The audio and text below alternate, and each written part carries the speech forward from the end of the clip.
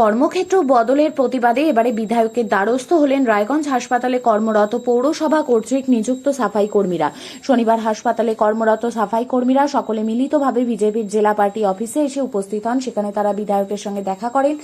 আমরা কথা বলেছিলাম সাফাই কর্মী বিজু জমাদারের সঙ্গে। তিনি বলেন তারা প্রায় 24 জন সাফাই কর্মী রায়গঞ্জ মেডিকেল কলেজ ও হাসপাতালে দীর্ঘ 25 বছর ধরে কাজ করেছেন, কিন্তু সম্প্রতি তাদেরকে পৌরসভার পক্ষ থেকে নির্দেশ দেওয়া হয়েছে হাসপাতাল থেকে এসে তাদের পৌরসভায় কাজ করতে হবে। কিন্তু বিজু জমাদার বলেছেন যেহেতু তারা দীর্ঘ বছর ধরে হাসপাতালে সাফাই কাজ করেছেন, তাই এখন হাসপাতাল থেকে বেরিয়ে এসে রাস্তায় তারা কাজ করতে পারবেন না। হঠাৎ করে কেন তাদের এমন নির্দেশিকা দেওয়া হলো? বিজু জমাদার বলছেন পৌরসভা থেকে বলা হয়েছে বর্তমানে পৌরসভাতে স্টাফ সংখ্যা কম রয়েছে, তাই তাদের হাসপাতাল থেকে এসে পৌরসভায় কাজ করতে হবে। অন্যদিকে হাসপাতালে তাদের কাজগুলিকে এজেন্সির মাধ্যমে লোক নিয়োগ করে করানো হবে। এই বিষয়ে তাদের যথেষ্ট আপত্তি রয়েছে বলে জানিয়েছেন বিজু। হাসপাতালের সাফাই কর্মীরা বিজেপি পার্টি অফিসে বিধায়কের কাছে দেখা করতে আসছেন এবং কিছু দাবি জানান, বিষয়টা কি? বিষয়টা হচ্ছে আমাদের অনেকগুলোই তো প্রবলেম। তো প্রবলেমের আগে তো এমপি সাহেব আসছিল, আমরা ওনাদেরকে পৌরসভায় বললাম যে আমাদের এরকম ব্যাপার, আমরা 6-7 মাস ধরে আমাদের বেতন নাই, আমরা কীভাবে চলবো, ওনাকে সব জানালাম। তো এখন হট করে একটা উঠে আসছে আমাদের যে আমাদেরকে হসপিটালে আমরা 25-26 বছর ধরে পরিষেবা দিচ্ছি, সেখান থেকে এখন আমাদেরকে বলছে হঠাৎ করে পৌরসভায় কাজ করতে হবে।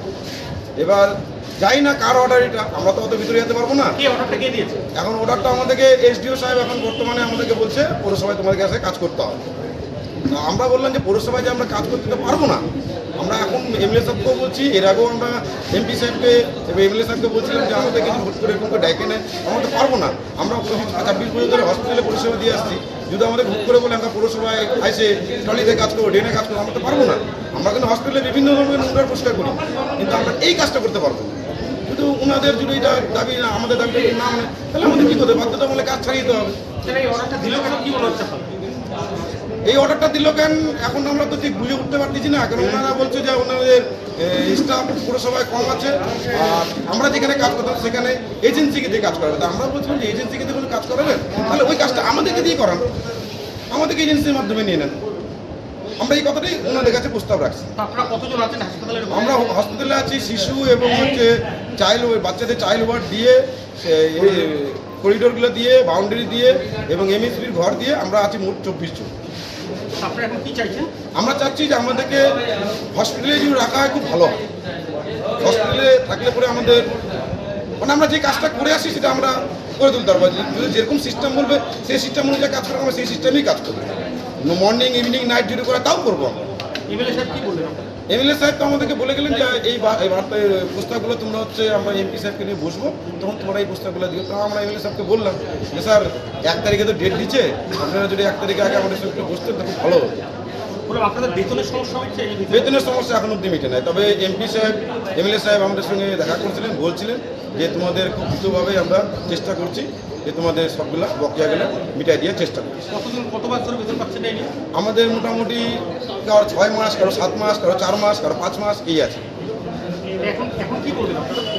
আমরা তো দেখেন, আমরা এনাদের উপরে বিশ্বাস আমাদের করতে হবে। দেখেন, একটা বিশ্বাস না করলে যাবো কোথায়? বিশ্বাসটা যদি না করি যাবো কোথায়? এখন আমাকে কারো না কারো মধ্যে বিশ্বাস করতে হবে। ওনারা আমাদের কথা দিচ্ছেন, আমরাও যেমন দুহাত তুলে সরকার নিয়ে আসছি, তো আমরা অবশ্যই বিশ্বাস করব। এবং আমাদের মা বোন যে সুরক্ষা আছে, ওরা যেমন প্রোডাকশন দিয়ে নিয়ে আসছেন, আমরা ওই আশাতেই আছি।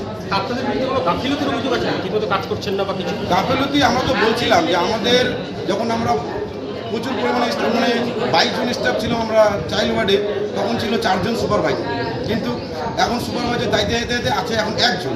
এবার 1 জন সুপারভাইজার আমাদেরকে কী কাজ করাবে? আমাদেরকে ঠিক মতন ও ঠিক মতো আসতে পারে না, ও তো একটা মানুষ, ও তো 30 দিন পরিষেবা দিতে পারবে না। এবার একটা লোকে 30 দিন পরিষেবা দিতে না, কিন্তু আমরা তো প্রতিদিন কাজে যাই, কিন্তু কাজ করতে যাই লোক পাই না।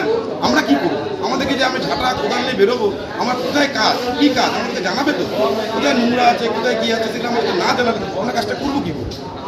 আপনার নাম? বিজু জমাদার। এই সমস্যার যদি সমাধান না হয় তাহলে আগামীতে আপনাদের কী চিন্তাভাবনা রয়েছে?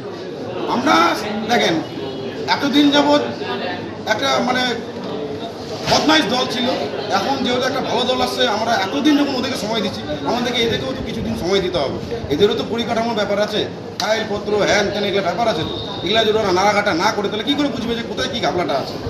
গাবলা তো অবশ্যই আছে, ওনারা তো বলছিলেন যে 50 লাখ টাকার হলেও আমরা মিটাই দেবো, কিন্তু এখানে 50 লাখ টাকা গল্প নেই, এখানে হচ্ছে 6-7 দিয়ে কোটি টাকা দরকার আছে। 6-7 কোটি টাকা ওনারা তো হট করে ওখান থেকে ব্যবস্থা করতে পারবে না, না ওনাদের ব্যবস্থা করতে একটু সময় দিতে হবে। সেই সময়টাই আমরা বলছিলাম যে নেন, কী করা যায়, আমাদেরকে সময় দিতে হবে। এতদিন টিএমসি জোর সরকারকে সময় দিয়েছি, এতদিন কষ্ট করলাম, আর দুটো আর একটা মাস কষ্ট করতেই হবে। আশাবাদী আমরা আছি যে পাবো, এটা আমরা প্রচণ্ড আশাবাদী আমরা পাবো।